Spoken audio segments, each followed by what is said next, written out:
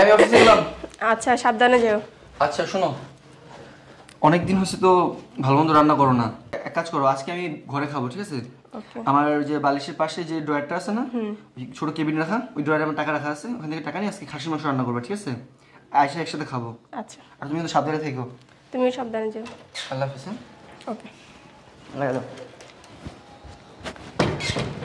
कैसे দিলে স্কাই তো দেরি হইব।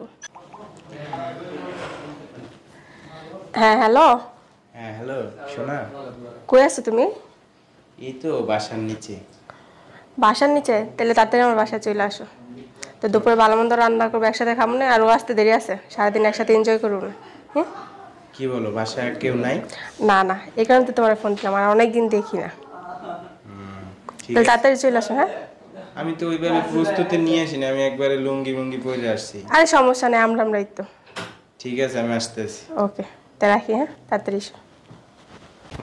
হ্যাঁ বন্ধু, আসছি বাসায়।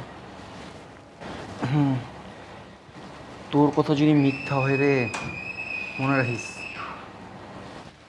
ঘর তো আমি চুপচাপ দেখতেছি, কারো সারা শব্দ নাই। আচ্ছা দেখি তোর কথা সত্যি না আমি আমার ভুল সত্যি। ও বারে বারে তুমি খেয়ে যাও ধান না, চোরের 10 দিন গৃহস্থের 1 দিন। আজকে যদি আমার বন্ধুর কথা সত্য হয়, একদম পুরো আমি তালাক দিয়ে দিই। তারা কালি। হ্যাঁ হ্যালো, আসো তুমি? আমি তোমার গেটের সামনে, গেট খোলো। আচ্ছা দাঁড়াও, করতেছি।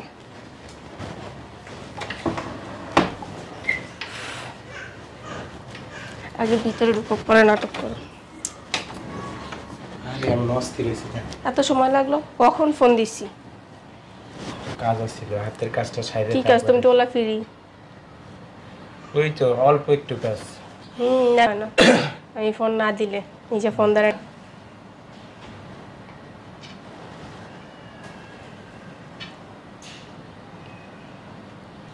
তো বলছিলাম অনেক বড় একটা বিপদে পড়ছি রে।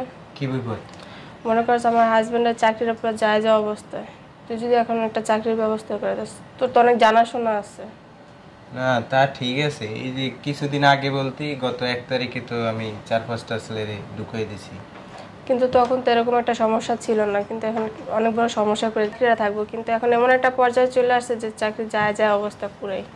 এই মাস তো বাকি, তার 14-15 দিন আছে, এই কদিন ম্যানেজ কর, আমি দেখতেছি সামনের মাসে তো দেখতেছি। কিন্তু তোর যে কোনো একটা ব্যবস্থা করে দিবি, আমি জানি তুই পারবি। দেখ প্লিজ তুই এরকম করিস না। যদি চাকরি না থাকে, মনে করছ আমাদের ঘর বাড়ি টানটান করবো, আর আমার শ্বশুর শাশুড়ি তো গ্রামে থাকে, তুই জানোসই। আরে তোর এত টেনশন করালাম না, আমার দ্বারা যেহেতু বলছো। আচ্ছা দাঁড়া, আমি একটা কল দিয়ে দেখতেছি। আচ্ছা একটু দেখ।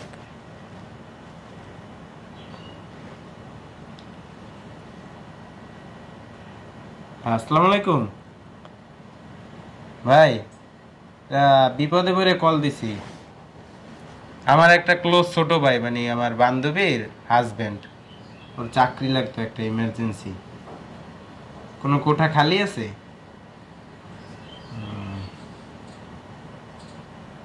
না এখন থেকে না, সামনের মাস থেকে জয়েন করবো। সামনের মাস থেকে করলে বলো। একটা কোঠা খালি আছে?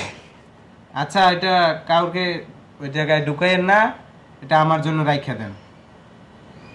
আচ্ছা ঠিক আছে, ধন্যবাদ ভাই। ঠিক আছে, আমি সন্ধ্যায় দেখা করবো না আপনার সাথে। আচ্ছা আচ্ছা, কনফার্ম হয়ে গেছে। তুই আরো আগে বললে আরো ভালো পোস্টে চাকরি দিতে পারতাম। তারপর যেটা দিচ্ছে এটাই চলবো। তুই এত বড় উপকার করছিস, তোর দিন কখনো বলবো না। ঠিক আছে, আমার আবার কাজ আছে, নতুন দোকান নিছি তো, ওই জায়গায় কাজ করাইতেছি। আমি তাহলে যাই। থাক, দুপুরে খাওয়া দাওয়া করে যাইস। আরে না, কাজ আছে, লোকজন কাজ করাইতে এলে থাকতে হয়, নাইলে ওরা আবার কাজ করে না। পোশাক আশাকের অবস্থা কি? আচ্ছা তাহলে আবার আসিস, কষ্ট দিলাম। আচ্ছা আমি গেলাম তাহলে। আচ্ছা তুইও ভালো থাকিস, আবার আসিস। হ্যাঁ কোনো সমস্যা হলে আবার জানাইস কিন্তু। আচ্ছা সাবধানে যাস। হ্যাঁ আমি লাঠি নিয়ে দাঁড়ায় আছি, যে ওর পরকে বয়ফ্রেন্ড মনে করছিলাম, ওরে মারমো দেখা। একটুলি তো আমার বন্ধু একটা পেস লাগাই দিতে নিয়েছিল আমার সংসারে। আমি ওরে ভুল বুঝছি, ও আমার জন্য কষ্ট করতেছে, আমার জন্য নিজের বন্ধুর কাছে চাকরির জন্য সুপারিশ করছে, আর আমি ওরে ভুল বুঝছি। এটা উচিত হয়নি, ওরে সরি বলা দরকার। এই শোনো, তুমি না অফিসে গেলা? অফিসে গেছিলাম। বাসা আসলে কখন? আসছি তোমার অজান্তে লুকায় চলে আসছি। কেন, কোনো সমস্যা হয়েছে? আসলে সমস্যা, আচ্ছা কথা তো বলতে পারবো, আগে ভিতরে আসো, বসো, এখানে বসো। বুঝলাম না, সকালে গেলাম আর এখনই চলে আসলাম। বসে কথা বলি। আসলে আমি আমার এক বন্ধু বলছিল, বুঝছো, কি যে তোমার নাকি কার সাথে রিলেশন আছে। আমি বিশ্বাস করে নিয়েছিলাম, আমি বুঝতে পারিনি যে ও মিথ্যা কথা বলবে। প্রতিটা স্বামী তো সাধারণত এগুলো ভয় পায়, তাই না, যে তার ওয়াইফের সাথে যদি কারো রিলেশন থাকে ভয় তো পাবেই। তো আমি ওর কথা শুই না, আমি আজকে লুকায় লুকায় চলে আসছি অফিস থেকে। এই দেখো লাঠি পর্যন্ত নিয়ে আসছি তোমার ওই পরকীয় বয়ফ্রেন্ডের মারমো দেখা। কিন্তু আয়সা যা দেখলাম আমার নিজের আফসোস হইতেছে। তুমি আমার মাফ করে দাও প্লিজ। আমি বুঝতে পারিনি এক্সট্রিমলি সরি যে তুমি আমার জন্য, আমার চাকরির জন্য তুমি তোমার বন্ধুর কাছে সুপারিশ করতেছো। আমি দূর থেকে যদি না দেখতাম তাহলে আমি বিশ্বাস করতে পারতাম না। মানুষ মাত্রই তো ভুল হয়, তাই না? থাক, সমস্যা নেই। আসলে আমার একটা ভুল বুঝাবুঝি হয়েছে, এটা হচ্ছে যে তোমার যদি ফ্রেন্ডই হয়ে থাকে তাহলে তুমি ওরা জানু কেন বললা? ও আচ্ছা, এই জায়গায় তোমার সন্দেহ না? ওরা আমরা জানো বলে রাখি কি, আমরা স্কুল বা কলেজ লাইফ থেকে আমরা সব ফ্রেন্ড ওরা জানে এরকম বলে ডাকতাম। তো ওই জায়গায় তোর নাম উঠে গেছে। এখন যেই ফ্রেন্ডে কল করুক না ওরা এই নামেই ডাকে, কিংবা আমাদের মেসেঞ্জার গ্রুপ আছে ওই জায়গায় তুমি দেখতে পারো, আর আমরা সবাই জানো বলেই ডাকি। ঠিক আছে, হ্যাঁ, এই কারণে হয়তো তোমার ফ্রেন্ড সন্দেহ করে তোমার এটা বলছে, কিন্তু ওইরকম কিছুই নেই। আর ও ভালো ভালো পোস্টে অনেকের জব দিছে, তো এই কারণে আমি ওর সাথে যোগাযোগ করছিলাম তোমার জবের জন্য। কারণ তুমি ওই দিন আমার বলছো তোমার জবটা যে কোনো সময় চলে যেতে পারে। এখন যদি বেকার হয়ে ঘরে পড়ে যাও তাহলে গ্রামে সবাই দেখবো কে?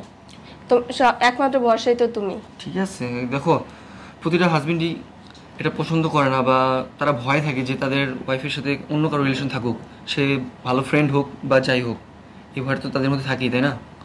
ওই ভয় থেকে আমি আসছিলাম তোমার সন্দেহ করতে, কিন্তু সন্দেহ করে দেখি যে আমি নিজেই ভুল।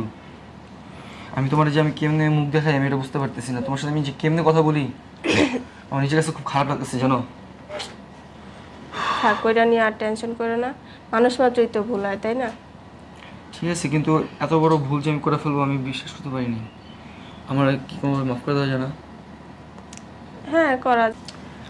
তুমি পারলে আমার মাফ করে দিও, আমি বুঝতে পারিনি, আমি অনেক বড় একটা ভুল করে ফেলছি। ঠিক আছে, আমি এক্সট্রিমলি সরি। থাক, কোনো সমস্যা নেই। তুমি যে তোমার ভুলটা বুঝতে পারছো এটাই আল্লাহর কাছে লাখ লাখ শুকরিয়া। হয়তো বা তুমি হয়তো বাসায় না চেক করে অন্য কিছু করতে পারতা, তাই না? তুমি যে বাসায় এসে নিজের চোখে দেখছো তোমার সন্দেহ দূর হয়েছে, এটাই অনেক কিছু। তুমি আমার জন্য এত স্যাক্রিফাইস করতেছো। তোমার জন্য করবো না কার জন্য করবো বলো? ভালোবাসা তো তোমার জন্যই সব ছেড়ে আসছি। এখন আমার সবসময় সুখে রাখার জন্য তুমি যে চেষ্টা করো, এখন তো তোমার একটা জব দরকার, তাই না? এখন তো এটা আমারও দেখার দরকার। তোমার বন্ধু কি বলছে, চাকরিটা কি হবে? হ্যাঁ, ও এক জায়গায় কথা বলছে যে আগামী মাসেতে জয়েন দিতে পারবো। আচ্ছা, তাহলে তো ভালো, আলহামদুলিল্লাহ। আচ্ছা, এক কাজ করো তাহলে, বাসায় রান্না যে খাসির মাংস আনতে বলছিলাম না, আনছিলা? হ্যাঁ, রান্না বসাই দিছি, রান্না চলছে। যাও খাবার রেডি করো, আমি আসতেছি, ঠিক আছে? একসাথে খাবো। তুমি ফ্রেশ হয়ে নাও। আচ্ছা যাও।